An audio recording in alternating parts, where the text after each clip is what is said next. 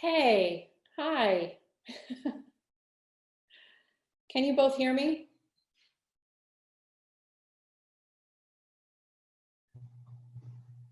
Hi, Christine. I can hear you. I think I was on the wrong link. Were I you? just, yeah, I tried to log in and then it told me the host has another meeting running right now. So Okay. I think everything's good now, though. Yeah. Yeah, I don't know what happened. Today was one of the few days that I actually logged on early, really early. Right. So, I don't know. Well, I'm here now. So, It's Monday, right? yes, it is. Yes. And this is actually a good place to start because for many of us, this is this week 5 of our stay at home? Week 4 or 5 of our stay at home. And I've just been observing sort of the various phases of all of this, not just for me, but for other people when I'm having conversations with them. You know, it sort of went from shock into scrambling into our new routines, um, trying to settle into the new routines. And for the first time this weekend, I actually had what I would describe as almost a depression setting in. And I think the depression was related to working really hard over the course of the last 5 weeks, but the recognition that part of the working really hard was a way that I could avoid really dealing with the gravity of the situation.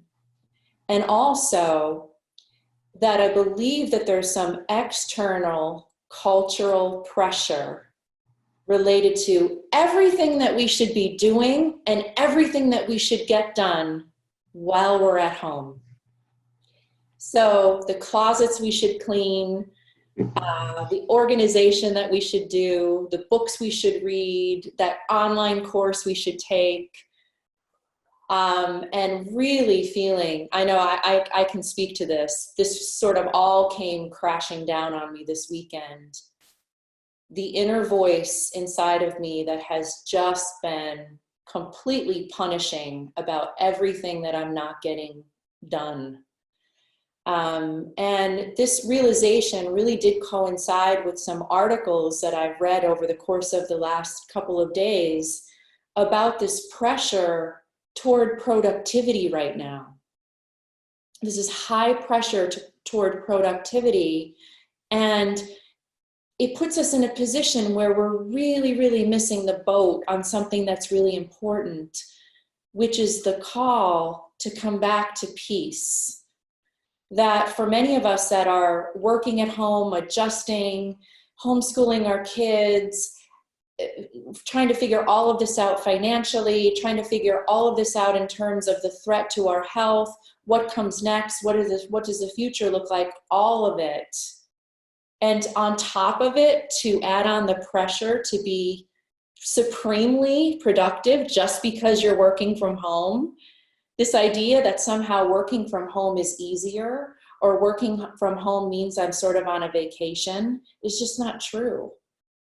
So have you allotted space? Have you allotted space to really look at and to confront your own fears and anxieties and depressions and whatever it is around what's happening? I have not.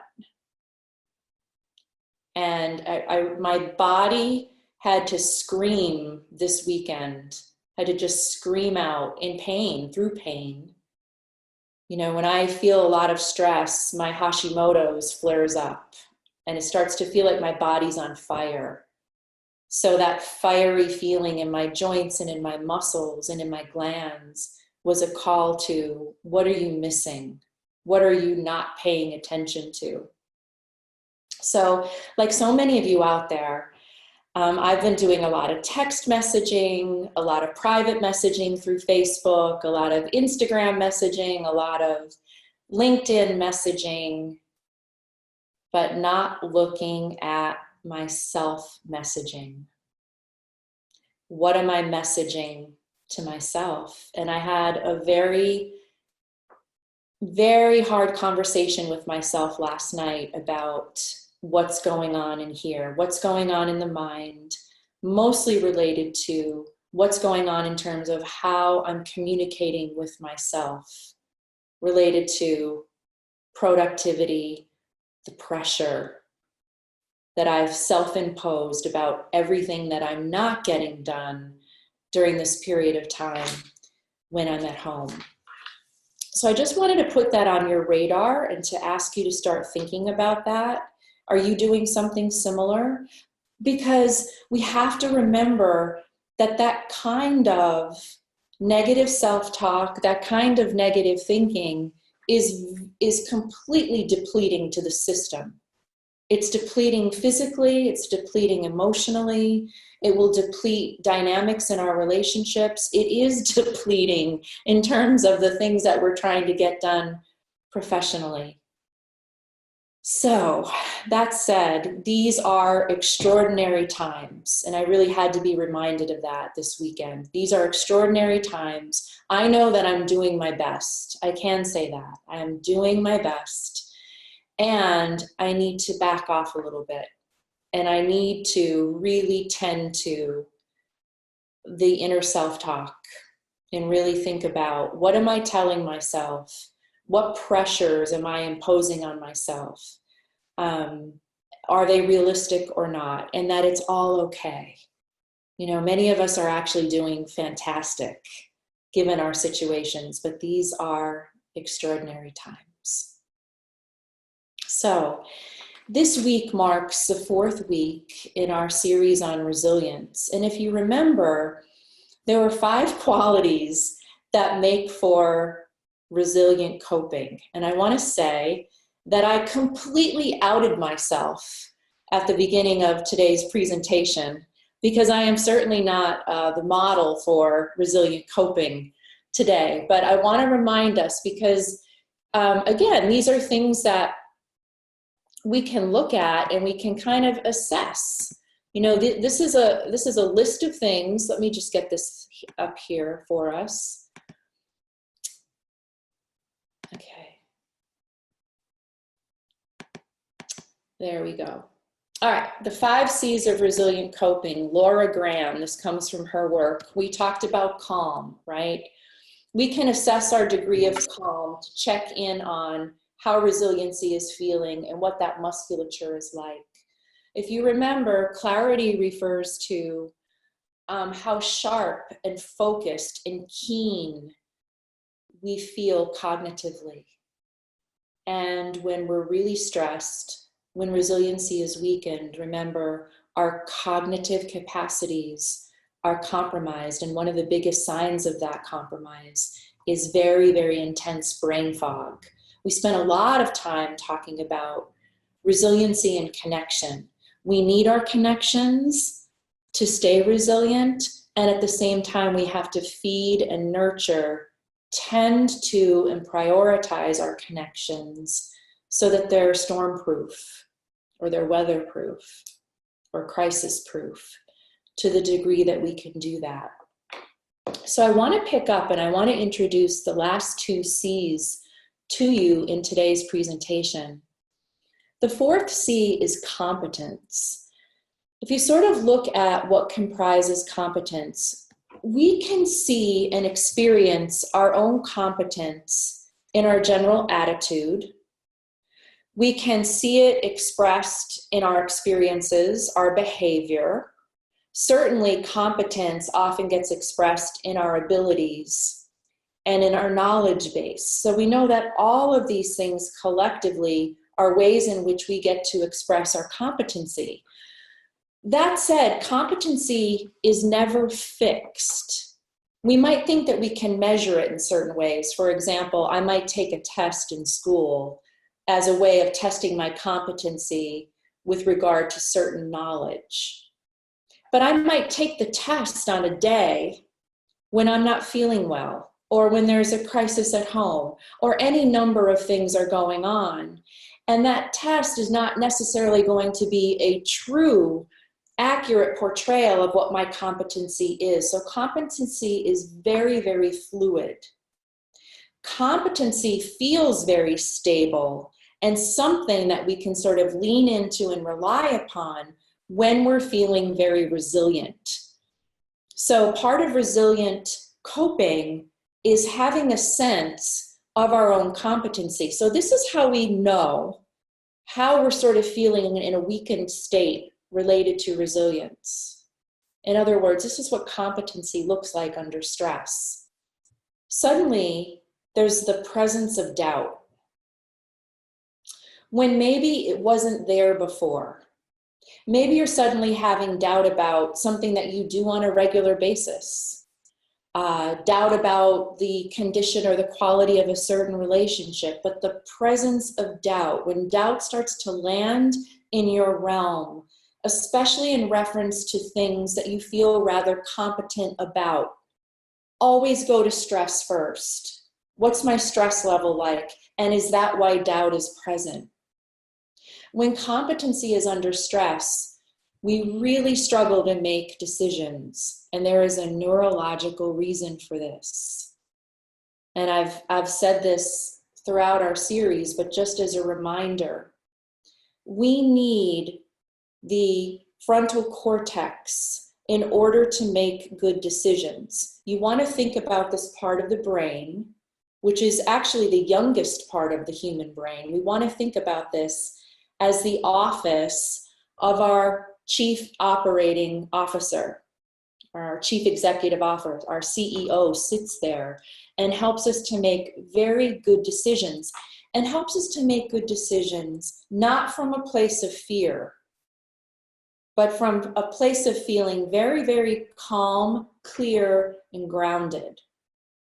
When the brain is in a stressed state, when we're in a stressed state, we lose our access to that part of the brain. In some ways, the door to our CEO is completely closed. We can't even get to it. When you think about times in your life where you were really flooded emotionally or emotionally hijacked, or you think about times in your life that were like for a long period of time, you were undergoing something that was really stressful. Think about what decision-making felt like during that period of time. Now, struggling to make decisions can come up in a very overt manner. You might be very aware that, you know what, right now I'm really struggling to make a decision about this particular issue. Or it can feel, it can come up as confusion. You might see it made manifest in your decision to make, or you're in a position where you have to make a decision, and you're consulting 30 different people about what direction you should take. I mean, these are always signals to me. That's a big signal to me that I am stressed out, emotionally flooded, or mentally hijacked in some way. When I feel like I have to consult, or you're just putting a decision off, you're procrastinating about it, go to stress first and ask yourself, is this difficulty related to stress that I'm feeling? When I finally do make the decision, I know that my competency is under stress because then I doubt it. I lack a sense of security in the decision that I've made. Again, we've all had experiences where we've struggled to make a decision, we make the decision, and then rather than feeling like we're moving forward with it, now we're stuck back here.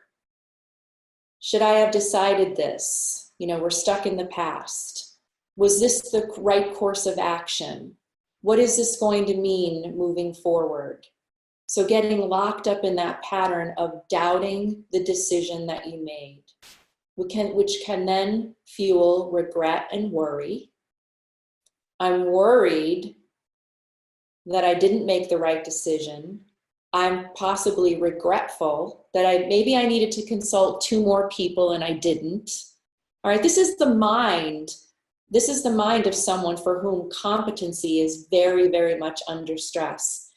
And then sometimes it manifests itself as total paralysis, a complete inability to decide. And this often shows up as what I call the I don't know person. This is the person who can live all of their life, many, many years of their life. You ask them a question like, hey, what do you feel like having for dinner tonight? I don't know. Where would you like to go tonight? I don't know. What do you imagine the next step is going to be professionally? I don't know. And they don't know. They don't know. And it can be very difficult and frustrating for us, especially if it's someone we care about. I want your input. I want to know what we should have for dinner tonight. I want to know what movie you want to see. I want to know you, and I want it to come from you. We see this quite often in an individual who's experienced trauma or has lived for many years in chaos and crisis, this complete paralysis around competency and paralysis around the ability to trust in one's own instinct. Okay, so I always go to stress when I think about paralysis or when I'm interacting with someone where there's that kind of paralysis related to making a decision.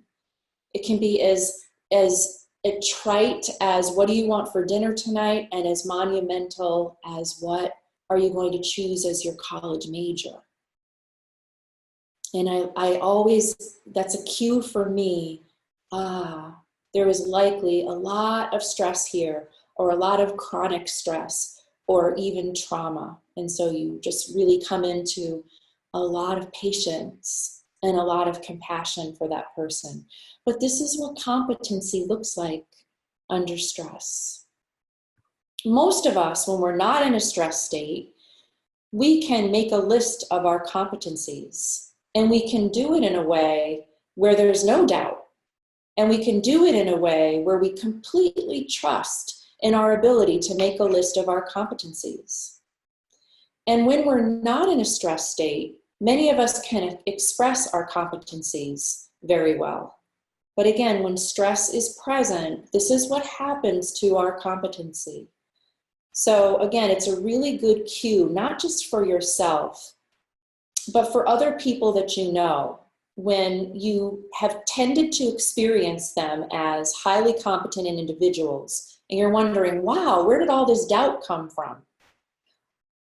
Be very, very mindful, especially now, of the way that this might be showing up in your children, in preteens and teens. It's really interesting. I got a call from my sister this weekend, and she said, I'm really worried about Emma. This is my niece. Emma is 9. And Emma's starting to have these big emotional, just big waves of emotion coming forward, mostly in tears. She's crying. And she doesn't know what she's crying about. She's crying for long periods of time. It doesn't seem to be provoked by anything, but it's not really characteristic of her. So Emma and I had a big talk about crying on Saturday night, and giving her permission to cry. And I said to her, I said, you know, Emma, I said, there are a lot of people out there who would do anything for your capacity to cry. And I want you to think about your capacity to cry as just getting it all out. You don't have to know what it's about. And there's nothing about you that should try to hold that back. Just let it out. And the reason that I bring this up is because I think I mentioned this the last time we were together. A lot of parents are reporting that their kids are doing really well.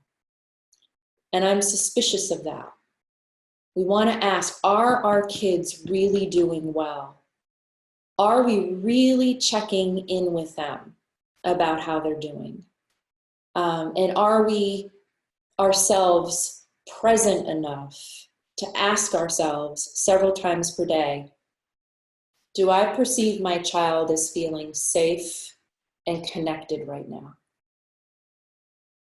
When I put my niece's tears, these crying episodes, into the context of her home life, it makes perfect sense. My sister had to temporarily, but indefinitely, shut down her business of 26 years and has just been not only crazed with all of the paperwork involved in filing for all these various loans that are available to small businesses, but also having to manage her employees who are very upset about not having jobs right now, and also being very concerned with what her industry looks like on the other side of all of this. I know my sisters can't be present right now. She cannot be present. It's not impossible. And I also know her kids well enough to know that they've likely never seen her in this state of upset to this degree. Oftentimes, children, when they see us in states of upset, will hold back on their own upset. So Emma's upset, or whatever it is, this emotional expression, makes perfect sense.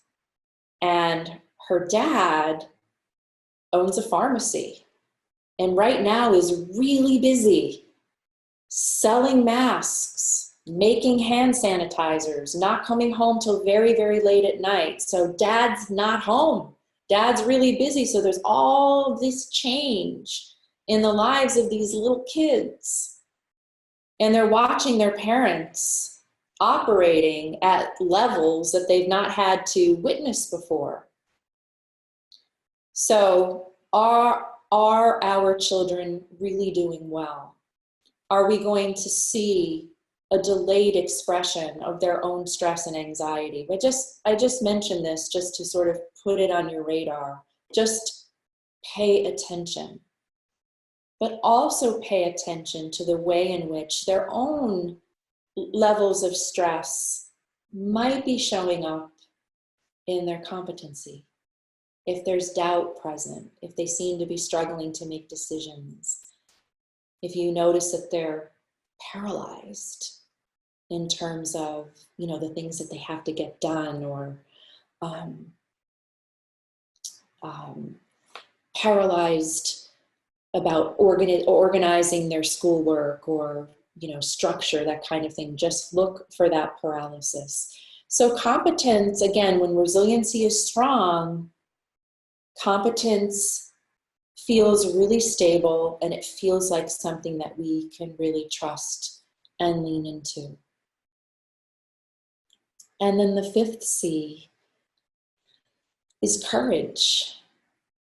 And when you think about it,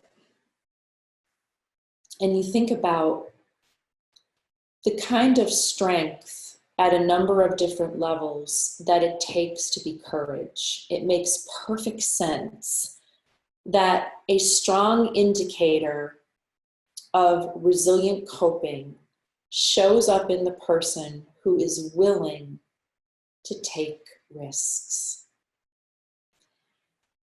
And it's important to spend just a little bit of time thinking about courage as it relates to resiliency, as it relates to decisions you've made in your own life, especially those decisions that you made along the way that required a lot of courage, that required a lot of bravery.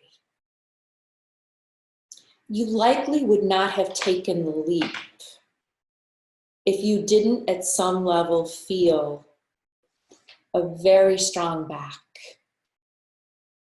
That there was something in you, something fundamentally in you that trusted that if I take the leap and it doesn't quite work out, if I don't make it to the other side, if I jump out of this plane and the parachute, it doesn't open up to support me, I'm going to figure it out.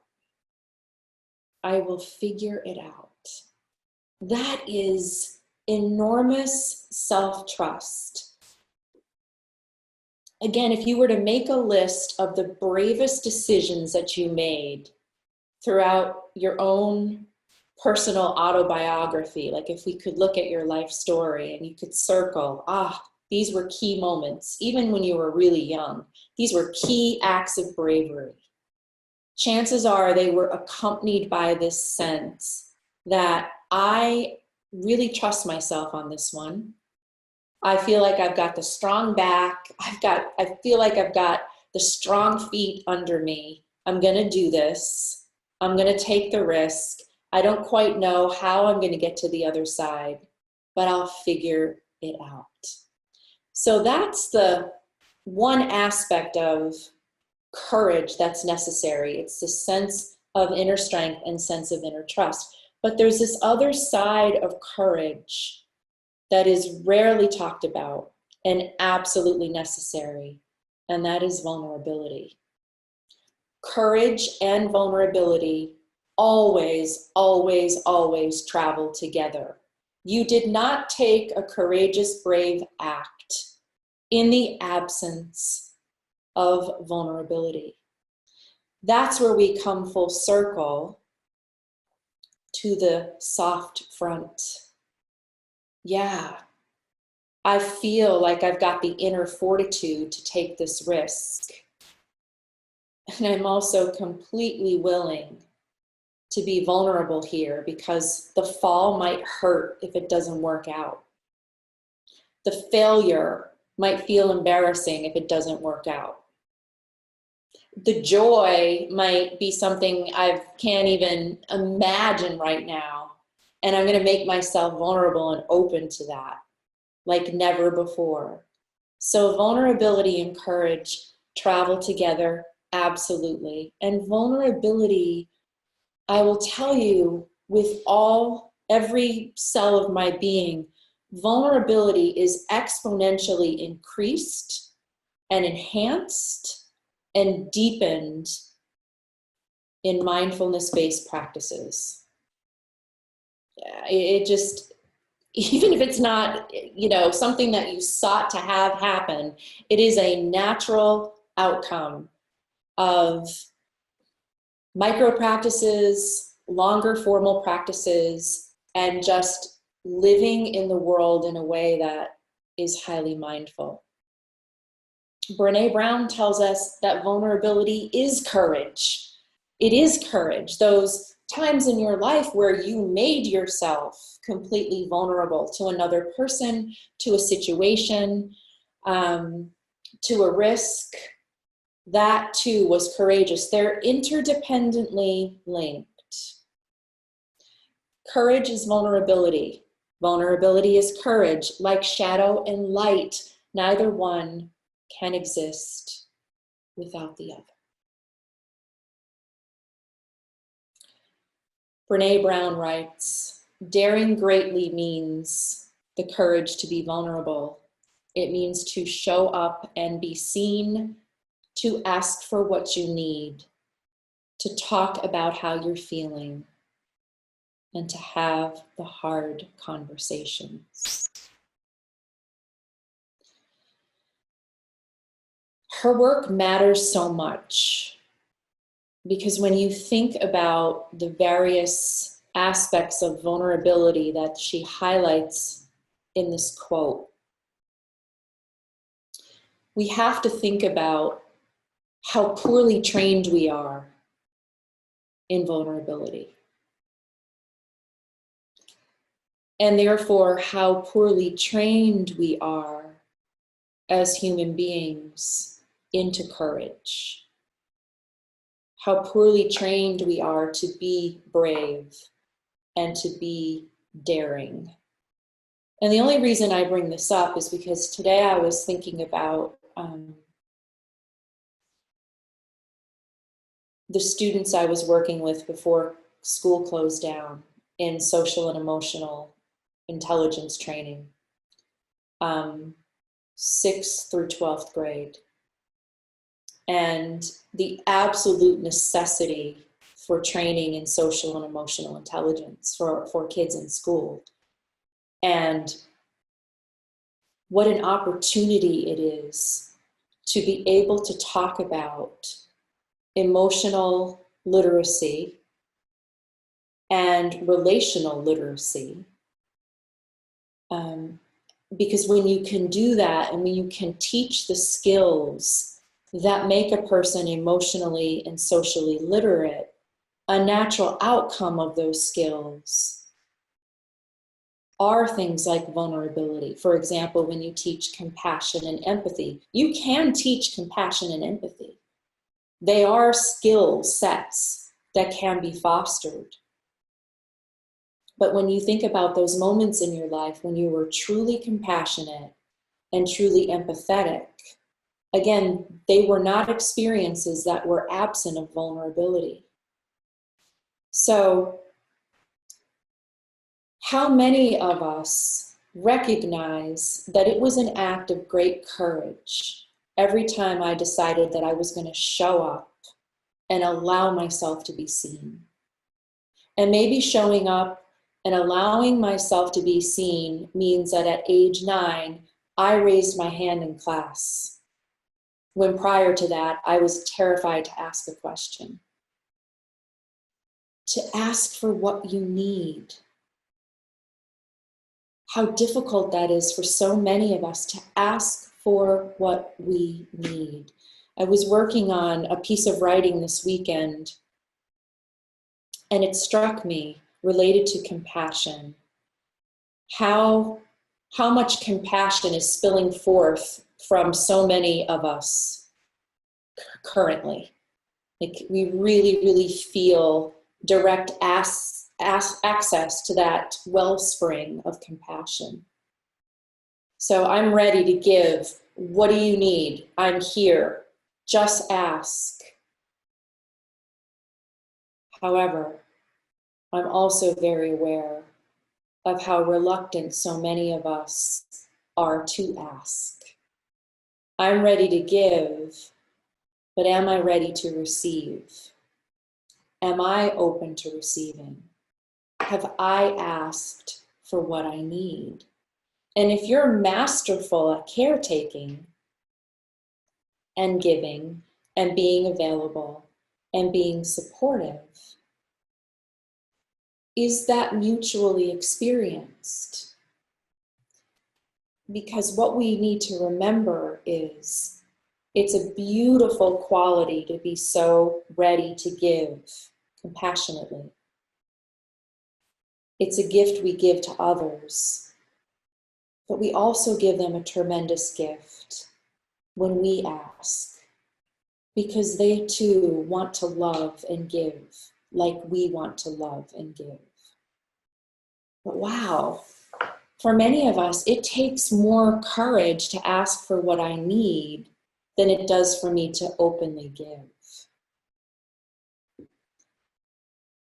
Daring greatly, being vulnerable, means to talk about how you're feeling in a really honest manner. Think about how often we'll ask someone, how are you doing? How are you feeling? And most of us will say, oh, I'm fine. How are you doing? When you ask the question, do you really mean it?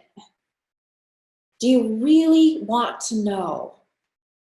Because what are you going to do when I say, well, I feel kind of depressed and hopeless? Are you willing to ask the question and to hear back something very, very true and authentic and take that in and hold that? That's vulnerability. It is courageous to ask someone how they're feeling and mean it. And it's really courageous when you're asked to give an answer that truly accurately reflects how you're feeling. And then, of course, to have hard conversations. Over the course of the next couple of weeks, I'm going to be involved in a training with another organization where this is part of the training, is how to have hard conversations. And sometimes it strikes me as strange that we actually have trainings in this. You know, how do we communicate with others about the difficult issues? Because we never learned. And many of us don't have the courage and the confidence, because key to having a hard conversation is vulnerability. So courage is a big deal when it comes to resilience. So a little inquiry here that you can work with. Reflect upon something you have done or a way of being that required bravery and courage. Again, if we were to look at the timeline of your life and you could put a big circle around those moments, you probably remember them. What role did vulnerability play in that moment? When I did this exercise, looking at my own timeline, it was one thing to be able to recognize, yeah, that was a moment of great bravery and courage, but it was an entirely different exercise to ask myself, how was vulnerability present in all of those moments? Because it was. I just wasn't aware of it. So when you think about your capacity for courage and resiliency, the way that you want to think about the connection between the two is that when I feel really reluctant to take a risk, I might want to go to stress first and ask myself, is stress, anxiety, and overwhelm right now clouding or interfering with my ability to take this risk? To be very, very in tune with yourself when you're considering doing something brave. But to have access to that part of yourself, to have access to that part of yourself that says, you know what? You've got the foundation, you've got the strong back, you've got the willingness to be vulnerable. So jump. Take the leap. I will tell you, when we are depleted, we will not take risks. So imagine what this might look like in an organization that's really, really needing to innovate.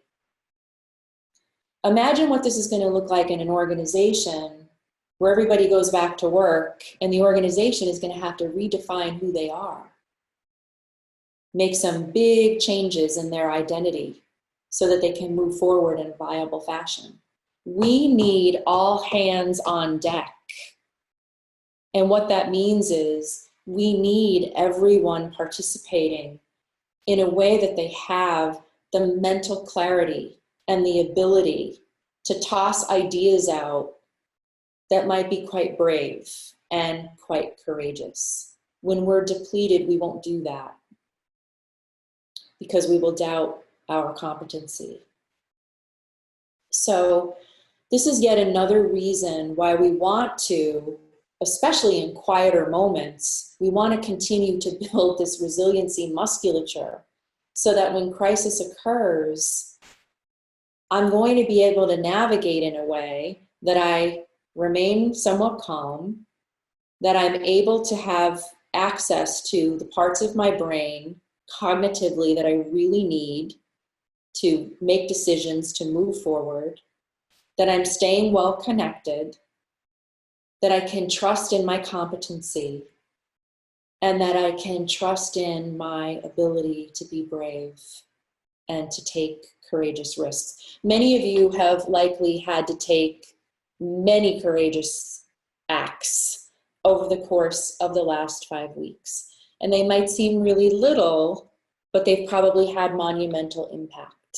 So you can also do that reflection, like what courageous acts have I taken in the last 5 weeks, and was vulnerability present, or how was vulnerability present? Because I promise you that it was. So that takes us through The 5 C's of resilient coping, again, calm, clarity, connection, competence, and courage. But whenever I teach the 5 C's, I always feel like there's something very big missing. And that is compassion. When I really train up and when I strengthen my musculature for compassion, my capacity for compassion, it contributes to my resiliency. So I want to start a conversation about this, and then we'll finish it up on Wednesday. So let's think about this. What does compassion mean? Compassion literally means to suffer together. To suffer together. Among emotion researchers, compassion is the feeling that arises when I am, 1, aware of another person's suffering, and I feel motivated to relieve that suffering. So it's qualitatively different than empathy, but we'll talk about empathy at another time. And it's really important because people will often use empathy and compassion interchangeably. They're related, but they're different. So compassion occurs when I am aware of your suffering and I have a strong motivation to relieve it.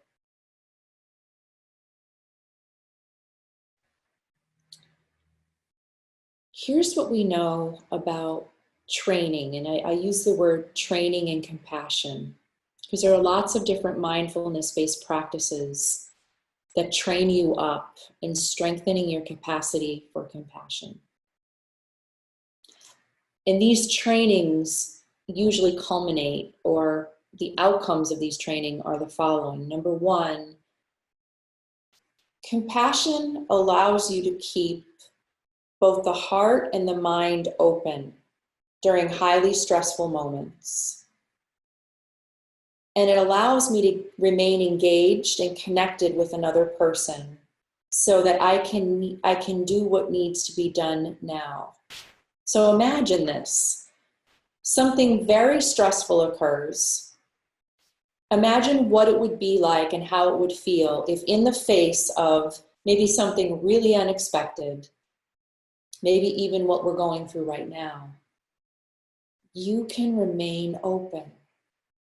That you have full accessibility to your heart and to your head, and that you have full ability to remain engaged with the people around you, remain engaged with what's happening, and what you need to address. In other words, how you need to act.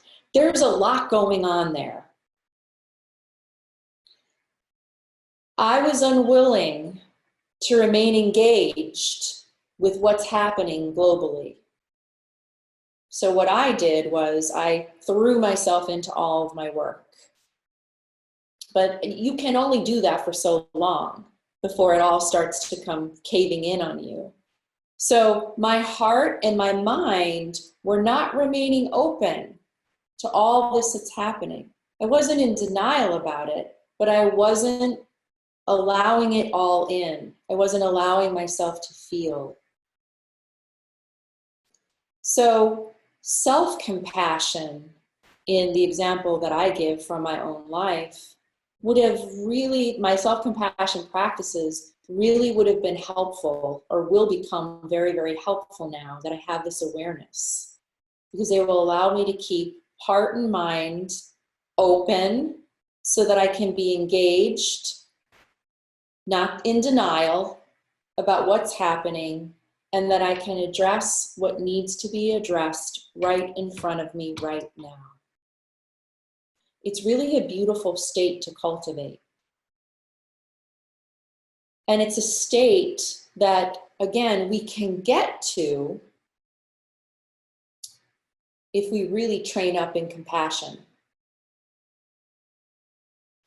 Compassion training allows us to keep the heart and the mind space open for perspective taking, which means that when I'm really, really strong in my compassion abilities, my tendency to judge, my tendency to make an assessment about you really quickly, really, really starts to diminish. My capacity to really sort of be interested in your point of view, maybe by asking you, to imagine myself in your shoes, taking your perspective, those kind of capacities just start to become part of who you are and how you relate and how you understand people. So when I'm really strong in compassion, I become much better at understanding. Before judgment settles in, before I even decide how I'm going to respond to you, my goal is to understand where you're coming from. And that takes a tremendous amount of slowing everything down, a willingness to sort of pause, a willingness to, for some part of me to be the objective observer of what my own mind is doing in reference to you. So compassion starts to create this space between myself and you, myself in this situation, that allows me to sort of get really curious about who you are and how you're thinking about this or that and how you're feeling about this or that. Perspective taking, again, when I think about how do we learn it? You know, we're not taught it formally. If by God's grace we're introduced to this skill and we start to proactively work on it, that's fantastic. But for the most part, you know, this isn't part of how we learn to relate to others. Perspective taking. Compassion training very naturally leads us into leaning into, as opposed to running away from difficulties. Because I have this real sense that shit happens. And I'm not going to resist that. And I'm not going to run away from it. And it's one thing to hear that and to hold it in your mind and think, yeah, that's true and that's a great idea. It's another thing to feel it and to live it. The stronger your capacity for compassion, the stronger your capacity will be to trust in yourself and to trust in the resources that you have inside of you, your own coping mechanisms. So we might have the 5 C's, but I believe the 6th C, compassion, of resilient coping, might actually be the foundation of all of those other things.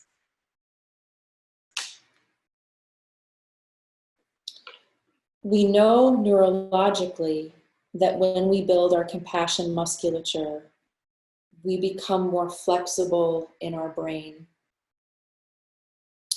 We become less rigid and patterned in the way that we tend to think about things. We become much more accepting of the things that we cannot change and very discerning. Like I become very clear about what I can and cannot change. And there's great freedom and there's far less suffering for me when I can be really, really clear about what I can't change.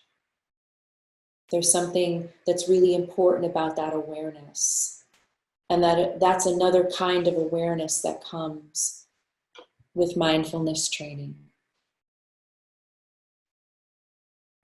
So I want to stop here because I have more to say about this 6th C on Wednesday, and I want to just take us out with just a short practice.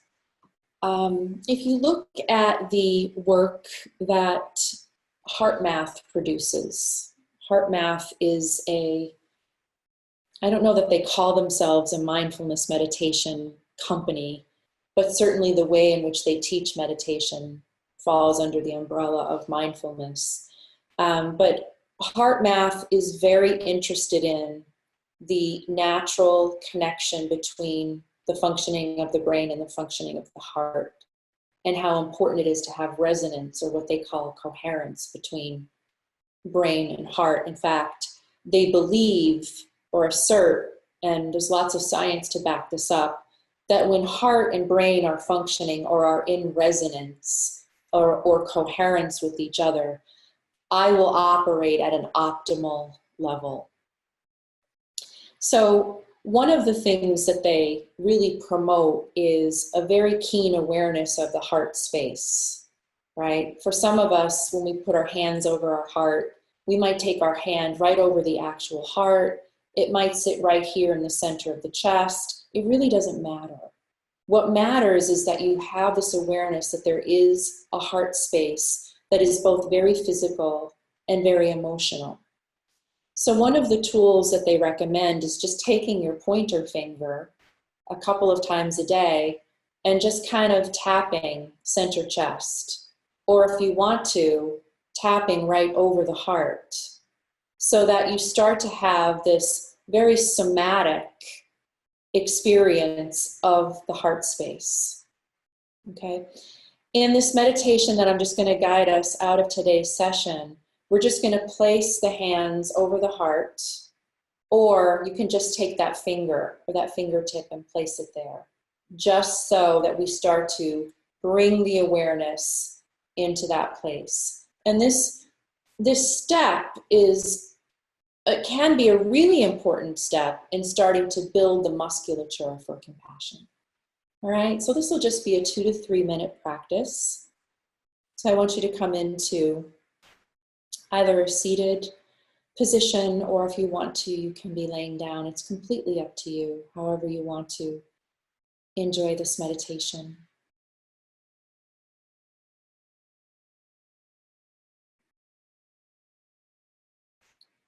As always, if you're seated, allowing the feet to land very lightly against the floor. For now, resting with your hands on your thighs. If you're lying down, I only ask that you bring the spine nice and straight.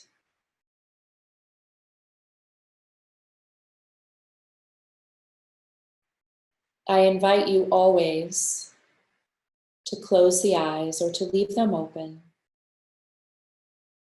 And if they're open, allow your gaze to be soft, so that the eye muscles are relaxed.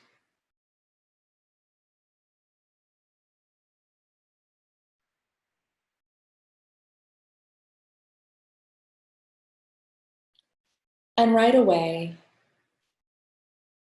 I want to invite you to bring your hands over the heart, or just the tip of that index finger.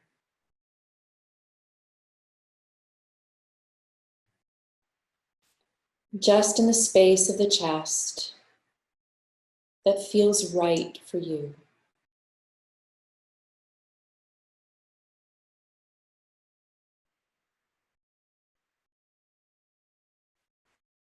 And for today's practice, all I want you to do is to just notice the rise and fall of the breath beneath these hands or beneath this finger.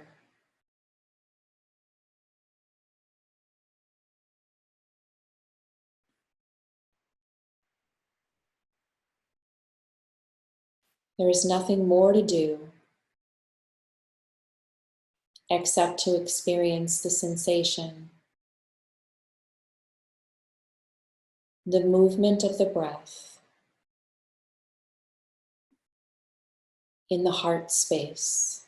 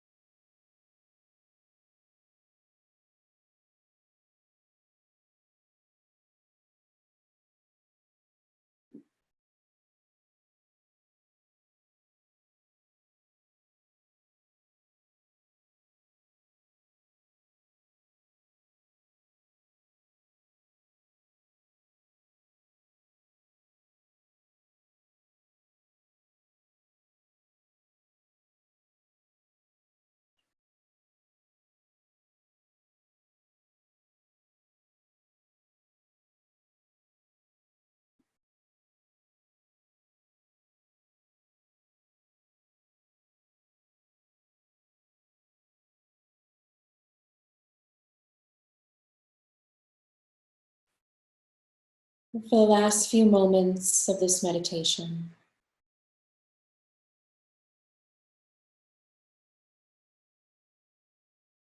we might want to contemplate that this is a space from which compassion arises.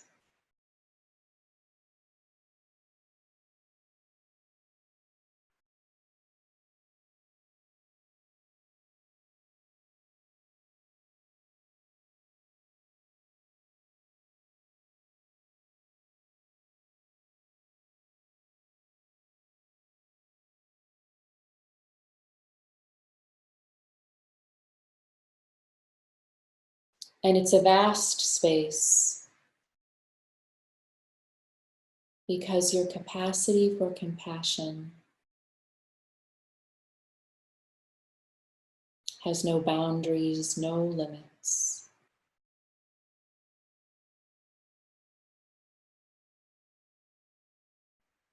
It's as vast as a clear blue sky. No beginning, no end.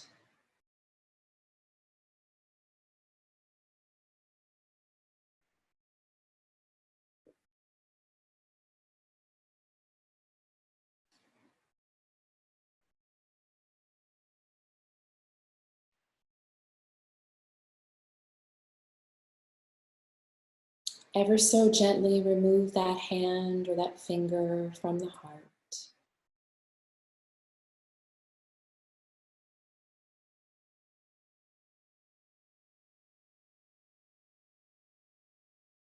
And whenever you're ready, only when you're ready, open your eyes.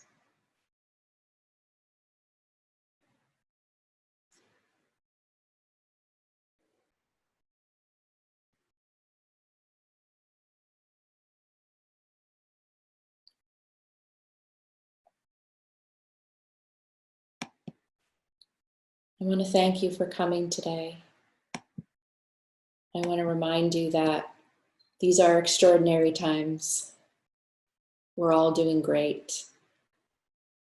Take a lesson from me. Really start to practice directing that energy of compassion toward yourself. Okay. All right. Have a good rest of your day. Have a good evening. I'll see you on Wednesday, and we'll be back tomorrow with Jen.